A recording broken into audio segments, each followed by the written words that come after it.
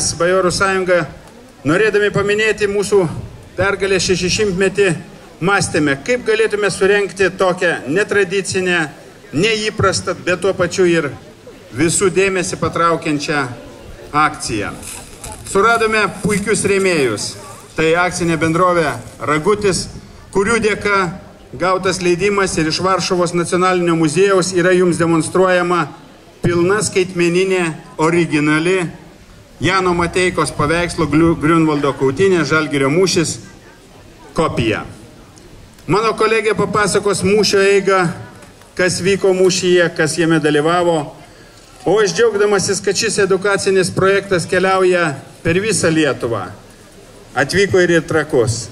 Sveikinu visą bendruomenę, džiaugiuosi gražiai jūsų švente, sveikinu visus garbiuosius svečius, miesto svečius ir atvykusius čia į renginį, linkėdamas geriausio pergalių Lietuvai, gerų ateities planų, sveikatos ir šeimos laimės.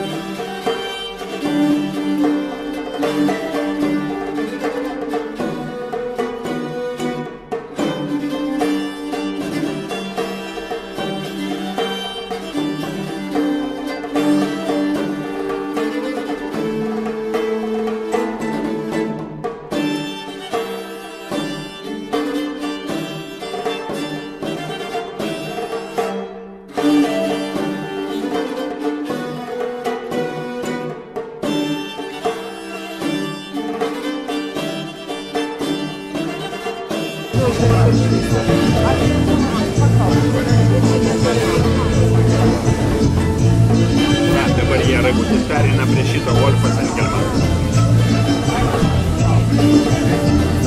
Žalgirį, jau pergalę.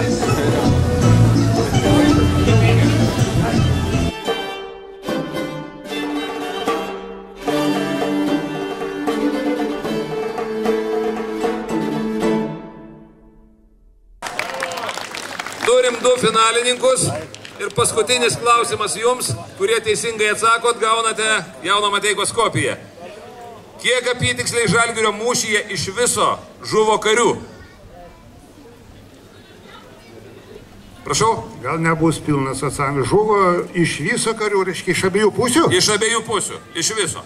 Nuo iki maždaug. Kaip sako istorija? Nespėliosiu, aš dėl vienos pusės galėčiau kai ką pasakyti, bet dėl sąjungininkų nežinau. Kryžiuočių riterių 200 liko gulėti, daug paėmė žymių į nelaisvę, paskui žinau, kas su jais padarė, 2 nubaudė mirtimi, Vytautas už kai ką. Tai jūsų atsakymas vis tik tai nuo kiek iki kiek maksimum? Ne, tai žuvo vis tik 1000, bet aš negaliu pasakyti, kiek to eilinių karių žuvo ir taip toliau. Prašau, gal jūsų kolega? 20 000. Atsakymą užskaitom nuo 20 iki 50 000. Paplojam mūsų nugalėtojai. Ir prašau atsiimti prizą Jano Mateikos kopiją. Dar kartą jūsų vardas? Gintaras. Iš kur esat? Klaipėda. Valio Klaipėdai. Žinančiai savo istoriją.